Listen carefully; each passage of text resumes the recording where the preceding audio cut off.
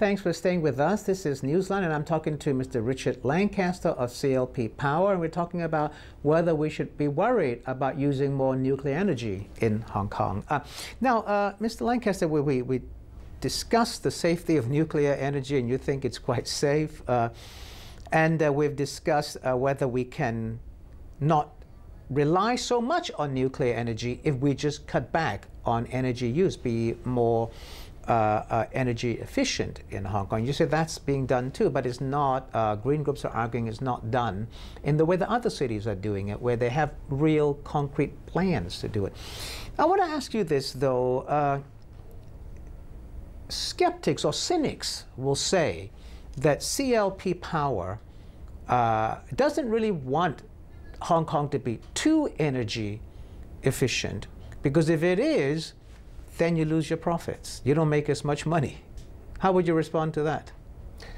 That's essentially a short-term view of our business. If our customers are not managing energy usage efficiently, then they are becoming uncompetitive, considering that many of our customers are actually small to medium enterprises in Hong Kong or commercial customers. Everywhere you go, the air conditioning is turned up full blast, and it's that's a wastage of energy. Yes, you're right. You're right. And we are actively working with our customers. We're providing expertise, information about products. You discourage that? You encourage that? Because if you encourage it, you make more money. We encourage more efficient and better use of energy, full stop.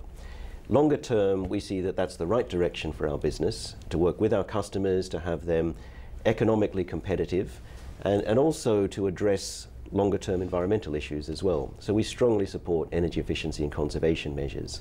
Okay, well, we talked about nuclear energy in the future, like 2020, we hope to have 50% reliance on nuclear energy. We're going to cut back on coal-fired plants to around 10%, right, in 10 years' time. But right now, we're like what? 54%, 60% of our energy now comes from coal? That's a lot, isn't it? And we're going to start retiring these coal power plants in the year, I think, 2020, and they won't be all gone until 2030. You're talking 20 years down the road. Why does it take that long? Our coal-fired power stations were constructed in the early 1980s, so already the oldest of our power stations are around 30 years old. Shut them down today. Why don't you do that? We need to have a replacement for those coal-fired power plants. Before we can shut down a coal-fired generator, we have to have a replacement for it in place. Now, the energy usage in Hong Kong is so critical to our economy. If you think about where electricity is used, our MTR system, our water supplies, of course, all of that is so critical. So if we are not careful in managing a transition, the reliability of our supply... Have you been slack in the past? Have you not noticed this problem too late? No. Hong Kong actually has made a couple of transitions in its fuel mix. If you go back before the 1980s, we were almost 100% dependent on oil. We phased that out in the 1980s. So that we switched from oil to coal. In the 1990s, we took steps to bring in, firstly, nuclear power, and secondly, natural gas.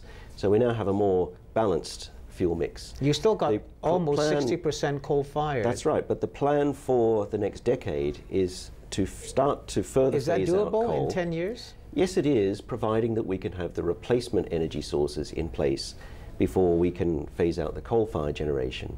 We always need to have the sufficient capacity to meet our electricity demand. Would you say the power stations are a big, the worst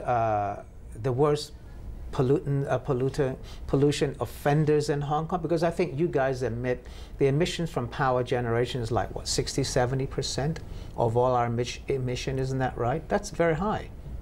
Yes, it is. When you think about Hong Kong, there's very little industry left in Hong Kong.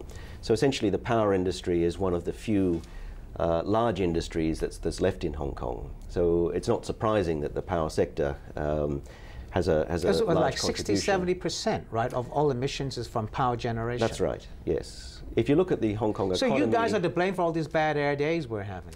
Well, if you look at the Hong Kong economy as a whole, many factories and power generation that's needed in Guangdong province to support Hong Kong's economy is actually located outside of Hong Kong.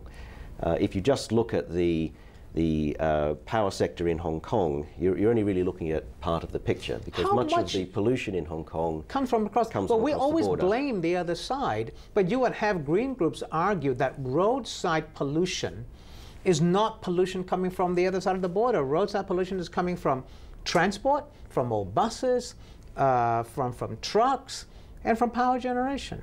Isn't that right? Roadside pollution primarily comes from roadside vehicles. Okay. And the ambient pollution is an ambient level of pollution which comes from not only sources within Hong Kong. How much are you guys responsible? Less than a few percent. And it's in the a overall, very small if you look at pollution as a whole, if you're walking the streets, then it's the transport that's creating. People put their hands over their noses. That's the transport, right? That's the vehicles driving past you in the street. But the bad air days, you look and you can't see the other side of the harbor. You're saying that that is coming from China and not from you guys? Yes, that's true. And if you look at the steps that have been taken in the power sector in Hong Kong since the early 1990s, emissions from power generation in Hong Kong have been reduced by around 75%. Now that's despite the fact that electricity consumption has grown by more than 80%. So why would you say that the bad air days that we have when we've got, when the other side of the harbor is kind of fogged out in smog, why are you saying that you've got to blame it all on the mainland and not on the power generation? I'm not saying that this is a matter of blaming somebody. I'm just explaining the facts. And we need to look at air quality and also climate change from a broader perspective. The steps that we can take to reduce our carbon emissions in Hong Kong will also show benefits for air pollution as well. If we use cleaner energy sources, if we switch away from coal and use more nuclear power and natural gas. If we went to 50% nuclear as the government is proposing, will we have cleaner days? That will, yes, there will be a benefit, because not just changes that are happening in Hong Kong, but because Guangdong province is also shifting towards cleaner energy sources. One of the opportunities that we have with nuclear power is that the mainland is developing more nuclear power stations in Guangdong province. Now, Guangdong's energy mix will be changing from now What's their mix going to be? Of the decade. What's Guangdong's mix going to be? Guangdong has already a predominance of coal-fired power, but that is gradually being replaced partly by nuclear power. There is new gas sources being developed in Guangdong, which will enable gas-fired power stations to be built. And where there is opportunities with renewable energy, mostly from hydroelectric power. But when can we wake up one morning and say, oh, look at it, how nice it is? When can we do that? You're saying that right now we can't do much because a lot of the power generation on the other side is coal-fired, and they're moving slowly. We don't know when. And you're saying that the bad days we have actually is not really our fault, but the other side's fault. So if they don't move, if they don't get their act together, we're going to have to not have nice days for a long time. Isn't that right?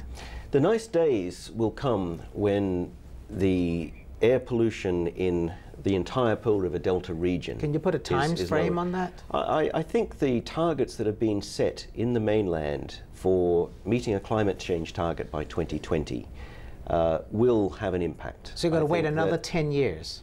I think progressively over the next 10 years we will see improvements. It's not a matter of waiting 20 years for these targets to kick in. The mainland has already committed to an extensive program to develop new nuclear power stations.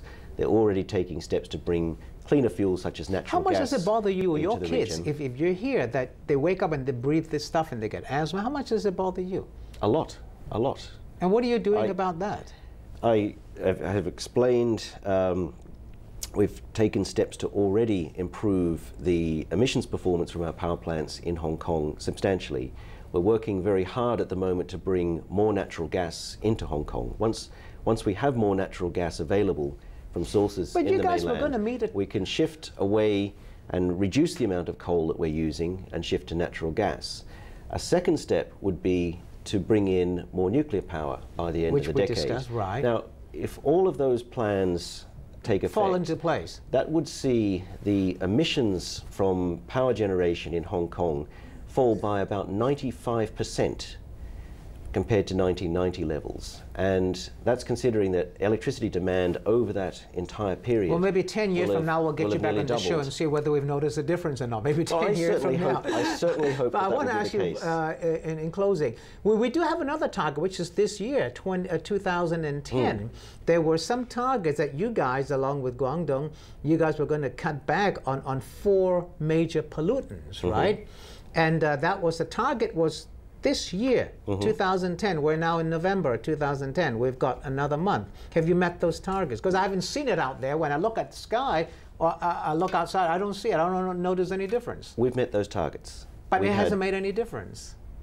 That's the point I was trying to make earlier, is that because Hong Kong power generation is only a small part of the problem. But Guangdong was going to meet those targets too. We can meet, and we have met our targets. Have they met it? Have Guangdong met those targets? I don't know the situation in Guangdong, but even I thought you guys are working together on this. That was a government-to-government agreement. Now, we have complied with the targets that the Hong Kong government set. Cutting back 4 major pollutant emissions, right? We have invested over $1 billion in emissions control equipment, and we have been increasing as much as we can the amount of gas that we're using. Well, then tell me this. I've got a minute left. Tell me this, Mr. Lancaster. If you've met the targets, what's the point of having a 2010 target to cut 4 major pollutants if you've met it and you don't know whether the Guangdong administration has met it? It's a government-to-government thing. And we wake up in the morning and every day we listen to the radio and say it's going to be another bad day, pollution-wise. Then what's the point of having these targets? I think Hong Kong needs to show that it has done its part. And Hong Kong being a developed international city, right as a neighbour to Guangdong, it does have a contribution that it can make. And I don't think we can morally expect Guangdong to be doing its part to help us if we're not doing our bit as well. All right, so we've done our bit. We'll just end it right there. And you've heard Mr. Lancaster. He's done his bit. Let's hope we have nice, clean, clear weather 10 years from now, right? Okay. Hopefully before then. Thanks for watching Newsline. See you next week.